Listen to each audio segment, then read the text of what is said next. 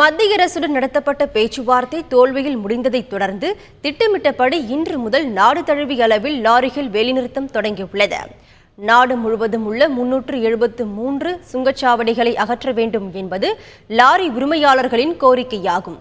இது தொடர்பாக நேற்று டெல்லியில் மத்திய அமைச்சர் நிதின் கட்கரி தலைமையில் மோட்டார் காங்கிரஸ் நிர்வாகிகள் பேச்சுவார்த்தை நடத்தினர்.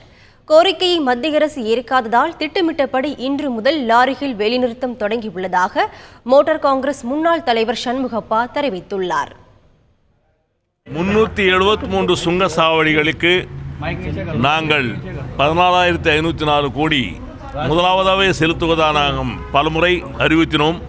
ஆனால் மந்திரி இந்த பேச்சுவார்த்தையை ஏற்கவில்லை. காலமுறையற்ற வேலைநிறுத்தம் கண்டிப்பாக தொடரும்.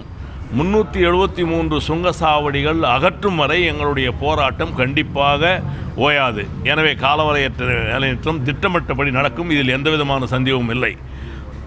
மந்திரி பேச்சுவார்த்தை 1 மணி நேரம் நடத்தி கூட அவர் இதை ஏற்கவில்லை.